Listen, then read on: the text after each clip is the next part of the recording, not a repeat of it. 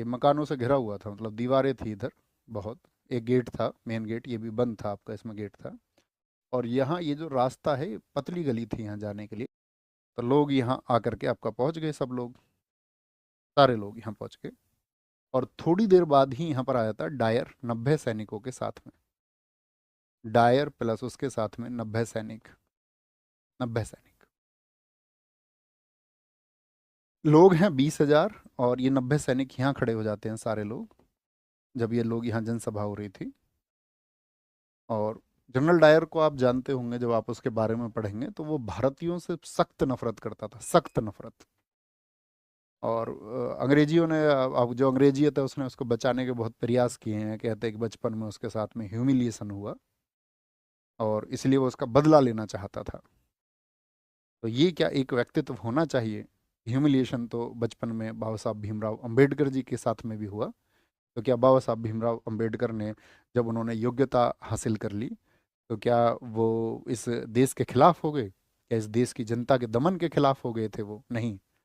उन्होंने उन सब चीज़ों को भुला करके एक एकजुटता कैसे हो, एक देश कैसा हो, उसको आगे बढ़ाने के लिए काम उन्होंने किया, कि मानववाद कैसे चलना चाहिए, इस देश की जो कुरीतियां हैं वो दूर होनी चाहिए, इसके लिए उन्होंने काम किया। और बहुत सारी चीज़ों की उन्होंने जड़ें उखाड़ के फेंक दी, बहुत सारे लोगों के लिए, है ना, जो आपका समाज में निम्न स्थिति पर प्राप्त थे, या फिर महिलाओं के लिए या हिंदू लोगों के लिए उन्होंने बहुत काम किया।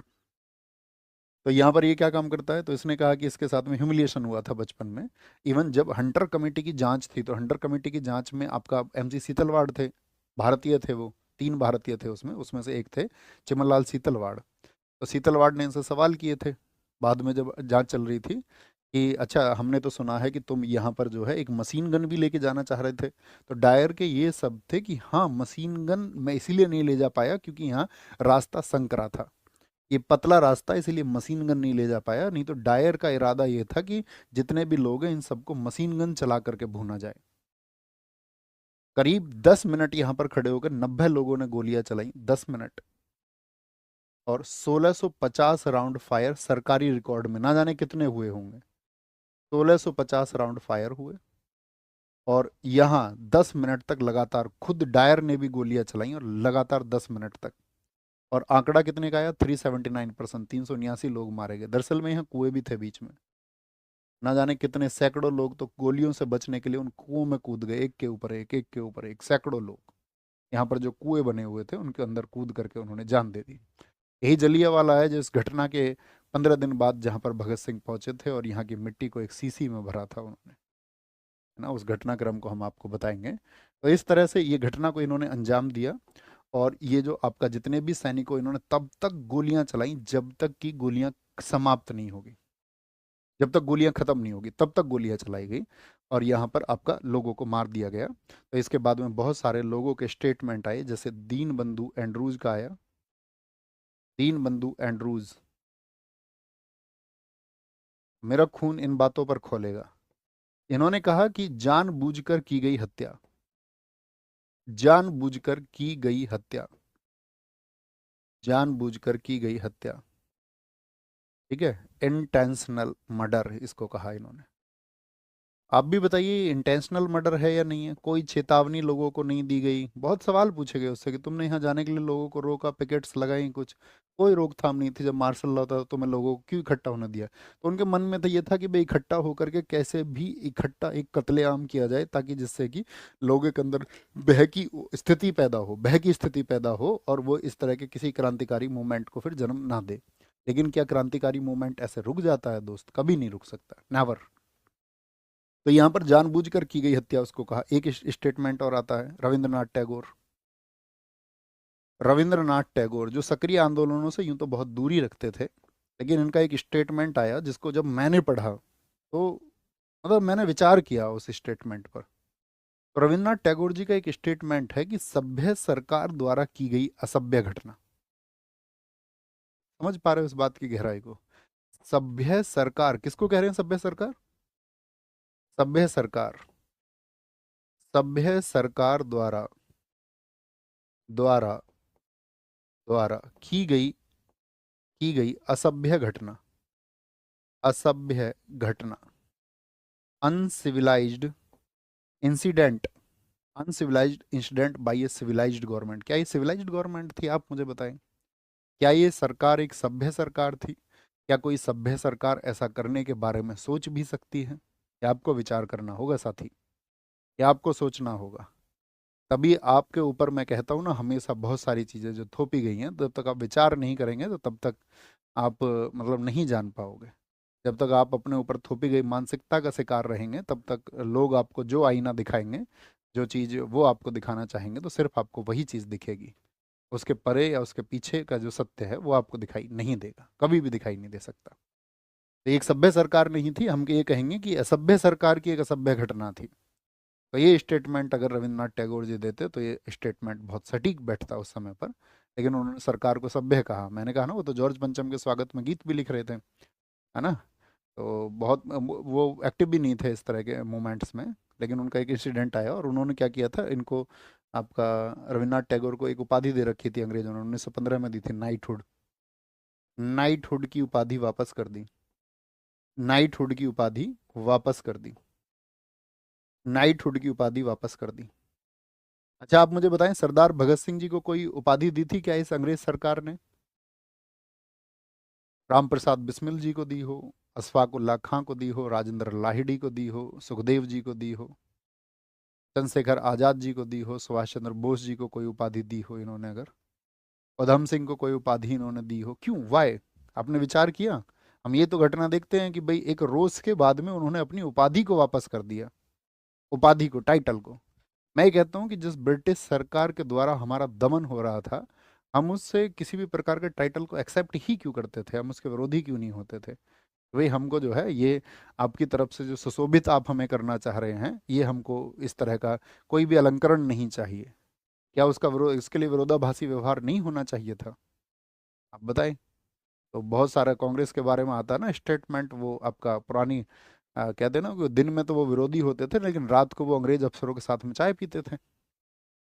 भारत की विडंबना है ना ये, कि लोगों को कुछ और दिखाओ और हकीकत कुछ और हो, है ना। तो लोगों तो ऐसा देखते हैं ना कि भाई जो उनको दिख रहा है, जो घटना उनके सामने हो रही है, तो वो तो उसके हिसाब से जज करते हैं, फिर उसको कॉमन माइंड सेट है, ह्यूमन बिहेवियर है कि उसको जो दिखाया जाएगा, चाहे उसमें कितनी भी जालसाजी हो, कितना भी प्रपंच उसके अंदर जुड़ा हुआ हो, उनको तो बस चीज़ों को दिखा दो, तो वो ये समझ लेंगे कि हाँ यही सत्य है जो दिख रहा है, इसके पीछे कुछ और है नहीं, है ना।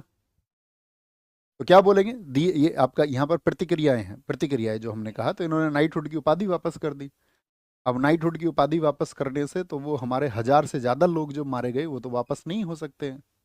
ये वापस हो सकते थे? तो आप कहेंगे नहीं, वापस नहीं हो सकते थे। तो यहाँ पर बहुत सारी इस तरह की उपाधि वापस हुई। सरोजनी नायडू, महात्मा गांधी, सरोजनी नायडू, सरोजनी नायडू, इन्होंने क्या बोला, केसर हिंद की उपाधि वापस कर दी। रिटर्न द टाइटल ऑफ केसर हिंद, केसर हिंद उपाधि वापस की।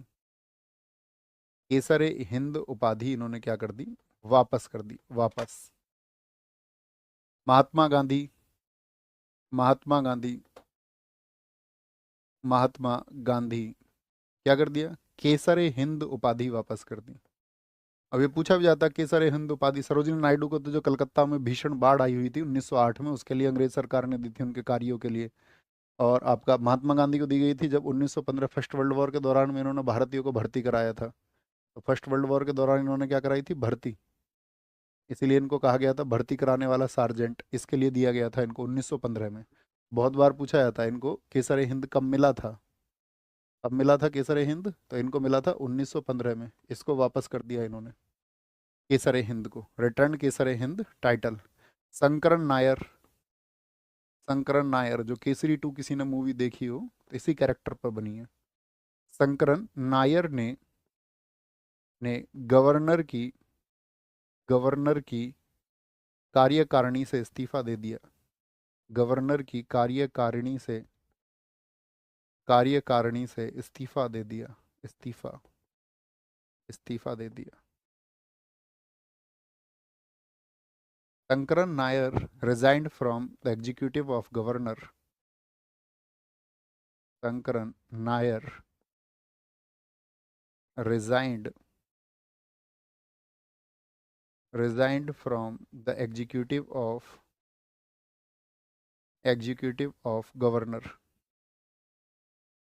Executive of governor. एक और चीज हुई, क्या बोलेंगे, याद रखना। जिन्ना ने, जिन्ना ने इसे कत्ले आम कहा, कत्ले आम। जिन अब ये यहाँ पर दो चीजें हमको देखनी है कि ये जो घटना हुई इसके लिए क्या आपका डायर को पनिशमेंट मिला था या नहीं मिला था, डायर को बताएंगे। आप क्या कर रहे हैं, वाई, कहने दो ना मत भैया, नहीं प्लीज, अतिरिक्त बातें कोई ना करे भैया। नाइटहुड की उपाधि मतलब, नाइटहुड का मतलब किसी भी एक कार्य के लिए अंग्रेज सरकार द्वारा प्रशंसनीय जिस कार्य को माना जाए, जैसे कि रविन्द्रनाथ टैगोर थे, आपका साहित्य में बहुत काम कर रहे थे, और जब उनको नोबेल प्राइज मिला था 1913 में, तो उनकी एक विश्वव्यापी छवि बनी थी, ठीक है, किसके लिए, उनको गीतांजलि के लिए मिला था। तो अंग्रेज देखते थे कि भाई जो विश्व प्रसिद्ध चेहरे हैं उनको अपनी तरफ से कुछ अवार्ड वगैरह दे दो। आज भी करती है ना सरकार, मोदी जी तो क्रिएटर्स को अवार्ड दे देते हैं, ऐसे करने वालों को भी अवार्ड दे देते हैं मोदी जी।